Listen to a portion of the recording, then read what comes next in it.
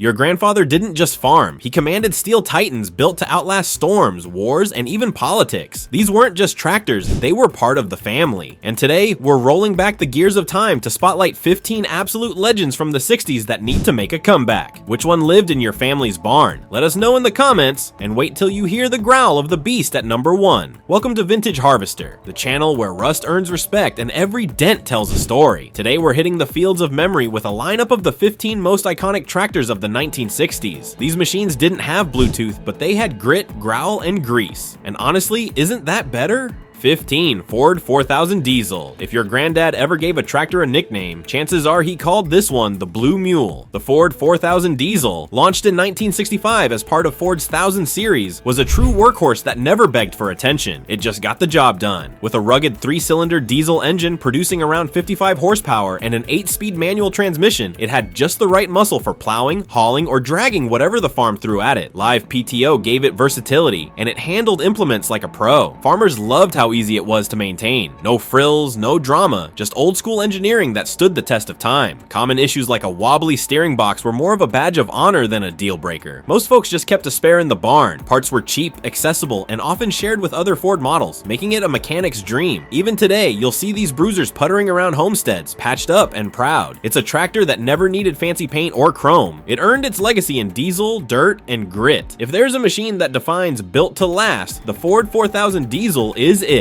Bring it back, and modern homesteaders will thank you. 14. Farmall 560. The Farmall 560 wasn't just a tractor, it was International Harvester's bold answer to a new era of farming. Born in the late 1950s and rolling strong into the 60s, this row crop beast replaced the legendary Super M and aimed to take productivity to the next level. With a 66 horsepower 6-cylinder engine, gas or diesel, it had enough grunt to pull heavy loads across cornfields, soy rows, or a muddy pasture without breaking a sweat. The torque amplifier transmission gave farmers a quick gear shift under load, a godsend when working hills or yanking heavy implements. And let's talk about comfort. It had one of the best operator views of its time, making long days in the field a little less grueling. Sure, the early models had their Achilles heel, rear axle issues that could sideline your day, but IH quickly patched that up, and the 560s that came after were rock solid. Today, the Farmall 560 still struts its stuff at tractor parades and vintage plow days. Always a crowd favorite. With its striking red paint and bulletproof charm, it's the kind of tractor that says, "I'm still here and I've got stories." One look and any gearhead knows it belongs back on the land. 13. Fiat 640. Now here's a tractor that proves good things come in orange. The Fiat 640 may have Italian roots, but don't let the accent fool you. This compact brute earned its stripes in fields across the globe, from sun-drenched vineyards in California to rugged dairy farms in the Midwest. Designed in Italy and built under license in several countries, including the US, the 640 packed 60 horsepower of diesel strength into a surprisingly nimble frame. Its simplicity was its superpower. No unnecessary tech, just raw utility. Farmers loved it for working on hillsides and tight vineyard rows where bigger rigs couldn't squeeze. And boy, did this thing travel. It became one of the most exported tractors of the era, showing up in the farmlands of Africa, the Balkans, Pakistan, you name it. It was the kind of machine you could fix with a wrench, a hammer, and some spit. Still today, you'll find 640S rumbling along dirt roads or hooked up to water pumps in remote villages, stubbornly refusing to die. It wasn't flashy, but it was faithful. Everything a farmer wants in a tractor. Bring it back today with just a few modern tweaks, and it'd sell like hotcakes. The Fiat 640, she's a quiet legend that never left. 12. David Brown 880 Selectomatic. The David Brown 880 Selectomatic wasn't just a tractor, it was a lesson in elegance wrapped in British steel. With its iconic cream and chocolate paint job and that signature elongated hood, this 46 horsepower beauty rolled onto farms in the 1960s and instantly earned the nickname the Gentleman's Tractor. But make no mistake, under that dapper exterior was a machine built for work. Powered by a 3-cylinder diesel engine and armed with the revolutionary Selectomatic hydraulic system, it let farmers dial in just the right control for lifting, depth, and draft, a groundbreaking innovation at the time. It became a favorite among small acreage farmers who needed precision more than brute force. Whether you were laying perfect furrows or carefully hauling implements across delicate soil, the 880 had your back. And let's not forget, this was a time when British engineering was making waves, and David Brown was teaching the American giants a thing or two about finesse. Today, the 880 Selectomatic is a sought-after restoration gem at vintage shows and tractor pulls, not just for its performance, but for its class. If ever there was a time to bring back a tractor with brains and manners, it's now. The 880th deserves a second golden era. 11. Massey Ferguson 65. Mark II, the Massey Ferguson 65 Mark II, a true middleweight champion that hit the sweet spot between the little workhorses and the farmyard brutes. Released in the early 1960s, this was the tractor for folks who needed more than the MF35 could offer, but weren't quite ready to saddle up a monster. With its rugged 50 horsepower Perkins, a 4.03 diesel engine, this machine could plow, haul, and cultivate like a champ. The 6-speed manual transmission gave it enough grunt to tackle hilly terrain without stalling or stuttering. Farmers on both sides of the pond, America and the UK, loved it for its sheer reliability, no-nonsense design, and versatility. It became a cult favorite not just for how it worked, but how long it kept working. Now, it wasn't perfect. Fuel delivery gremlins sometimes crept in, especially if maintenance was neglected, but seasoned farmers knew their way around it. What makes the MF65 Mark II still relevant today is how well it balances vintage charm with practical muscle. It's a go-to for hobby farmers and restoration nuts alike. Plus, there's something satisfying about hearing that deep Perkins rumble fire up after all these years. Bring it back today? Absolutely. This one aged like a fine bourbon in a rusty steel barrel. 10 White 2-105 Oliver Roots. Now here's a tractor that rolled off the line not just with horsepower, but with pedigree. The White 2-105, launched in the mid-70s but heavily rooted in Oliver DNA, was what you got when rugged met refined. Packing a burly 105 horsepower Perkins 6-cylinder diesel engine, this beast didn't just work your fields, it cruised them. Farmers who upgraded from their old Olivers to this shiny new white often said it felt like switching from a pickup to a Cadillac, and that's exactly why it earned the nickname the Cadillac of the cornfields. The 2-105 brought a level of comfort rarely seen on tractors of its era: power steering, a roomy cab with decent insulation, and a ride that felt downright civilized. It had the heart to pull big loads, but the finesse to keep you comfortable all day long. Sure, it had its quirks. Electrical issues were the Achilles heel, but for many, the power and luxury combo made it worth every wire chase. Today, folks look back on it not just as a working machine, but as a signpost of when farming tech really began to evolve. If there's one classic that deserves a second act in today's world of high-priced plastic beasts, it's this iron Cadillac 9 Minneapolis Moline G1000.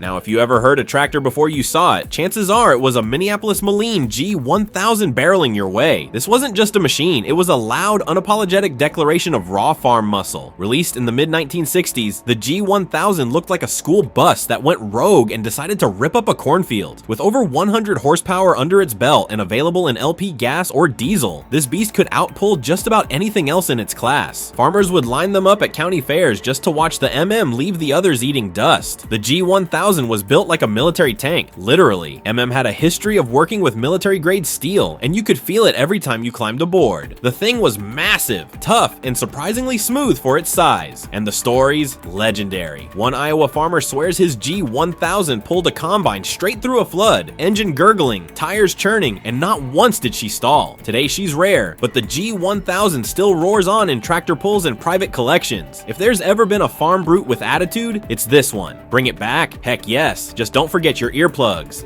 8. Case 930 Comfort King.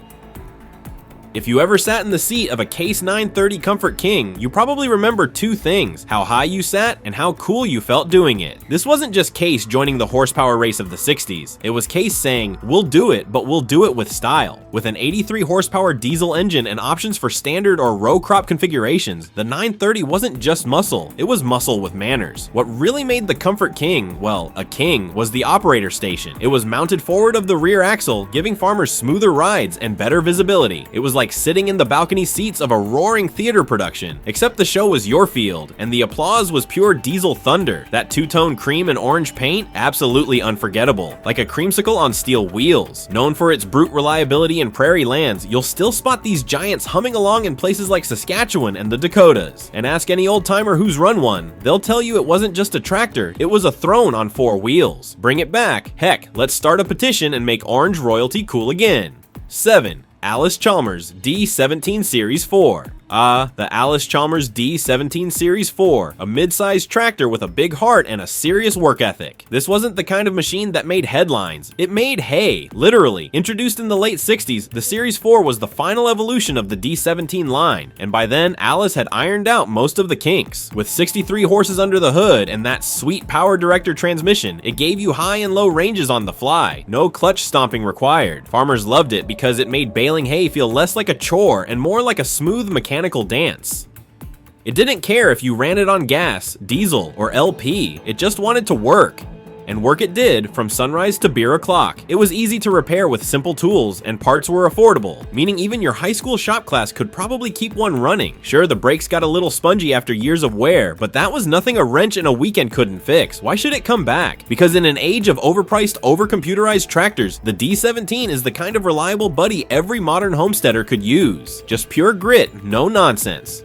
6. International Harvester 706. Now this was a machine that didn't ask for respect, it ripped it from the soil. The International Harvester 706 was the big red brute that roared out of the golden era of American tractors in the early 60s. Packing 89 horsepower, the 706 came in both gas and diesel versions, and if you opted for the diesel with the DT282 engine, you got yourself a beast that could chug through the thickest Illinois loam without breaking a sweat. And let's not forget the legendary torque amplifier, basically the turbo button of its day, letting you shift on the fly under load. Handy when you're hauling half a county behind you. Built to outmuscle its rivals and outlast the weather, this tractor didn't flinch at heavy tillage or long pulling days. You could plow from dawn till dusk, stop for a sandwich, and it'd still be idling like a loyal hound. Midwest farmers still run these in tractor pulls, some even souped up with turbo kits and flame stacks. Because why not? The IH706 wasn't just big, it was bold. It was built when steel was thick, paint was deep, and horsepower came with a handshake. Yeah, we need this one back. 5. Oliver 1650. If you've ever seen an Oliver 1650 roll out of a barn at sunrise, paint still glowing green and white like a vintage soda pop sign, you know this wasn't just a tractor, it was a statement. Built during the mid to late 60s, the Oliver 1650 delivered a solid 66 horsepower with your choice of gas or diesel. This machine was a torque-rich, field-hugging beast that earned its reputation not through flash, but through flawless field performance. Whether you were disking wheat fields or pulling wagons full of feed, the 1650 made it feel like second nature. It had that classic Oliver balance, not too big, not too small, just right. And man, that smooth hydraulic shift transmission, it was like gliding through gears on a velvet rope. Except when winter hit, then the shifter could get stiff enough to make a grown man curse in 3 languages. But quirks like that, that's what gave it personality. Today, the 1650 remains a favorite at tractor pulls and vintage shows, not just because it runs like a dream, but because it looks damn good doing it. It's a working class hero in white rims. In a world of plastic panels and diagnostic screens, the 1650 is pure mechanical soul. Bring it back already. 4. John Deere 3010. Before the 4020 became the poster child for green bleeding farmers everywhere, there was the 3010, the sleek, muscular predecessor that whispered, "Watch what I can do."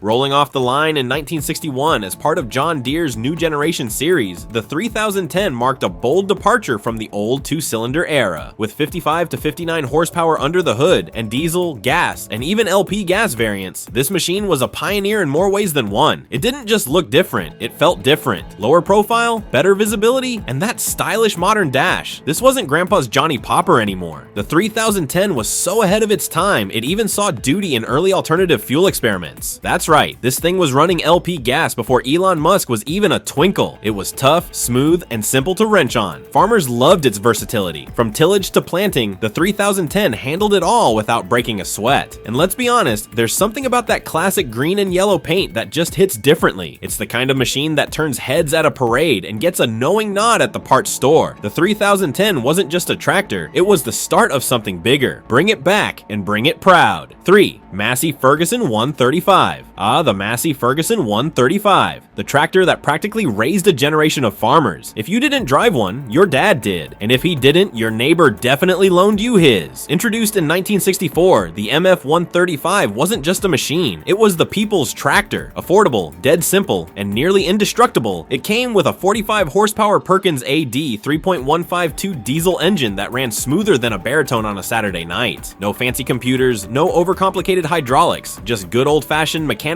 grit. This thing had minimal electronics and a work ethic that'd shame most modern tractors. Whether you were mowing pastures, hauling feed, or tilling your small plot before supper, the 135 showed up, sipped diesel politely, and got the job done. It's got a 3-point hitch that'll lift what you need, and a PTO that just keeps spinning. No excuses, no downtime. You'll still find them working across the globe, especially in India, Latin America, and Africa, chugging away like it's still 1972. Mechanics love it, collectors crave it, and farmers trust it. If any tractor deserves a revival for the homestead crowd today, it's this Red Warrior. Simple, solid, and always ready for one more field.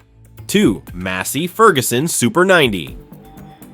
Now this is the tractor you parked proudly in the barn like it was a Cadillac. The Massey Ferguson Super 90 wasn't just muscle, it was refined muscle. Released in the early 60s, it came with a 72 horsepower diesel that purred with confidence and a long, elegant wheelbase that made every job feel like a Sunday drive. Farmers dubbed it the gentleman's powerhouse for a reason. It had brute force wrapped in smooth operator energy. The roomy deck and improved ergonomics gave you space to breathe, and the stylish dash was ahead of its time. You weren't just farming, you were commanding. Sure, it had a few hydraulic hiccups now and then, quirky lift arms, or a sticky control valve, but that's what wrenches and cold coffee were made for. The engine, on the other hand, bulletproof. Its Perkins diesel would keep chugging like a gospel choir, pulling hay wagons or tilling clay soil with zero complaints. Today, restored Super 90s gleam proudly at tractor shows. Big red beauties polished like fire trucks. Collectors love them, and so do farmers who remember what it meant to drive one. If any classic deserves a comeback, it's this sophisticated beast in red. Pure class, pure power. One John Deere 4020. And here it is, the undisputed king of the 1960s farmyard, the John Deere 4020. If tractors had a Mount Rushmore, this green giant would be Lincoln, bold chin and all. Released in 1963, the 4020 didn't just change how we farmed, it redefined the very idea of what a modern tractor could be. With a roaring 95 PTO horsepower, a rock-solid 6-cylinder engine, diesel or gas, and the legendary power shift transmission, it gave farmers something they'd never had before: muscle and grace in one glorious package. Its closed center hydraulics made loader work and implement switching smoother than a fresh jar of honey, and unlike many machines from its era, the 4020 didn't fade away. It thrived. With over 175,000 units sold, it's still working fields today, and restored units command upwards of $20,000 at auctions, with proud owners refusing to part ways. Ask any seasoned farmer and you'll hear the same thing: that 4020, it'll outlive me. From cornfields in Iowa to ranches in Texas, the 4020 is more than a tractor. It's a legacy on 4 tires. Every time it fires up, it tells a story of American grit, reliability, and engineering done right.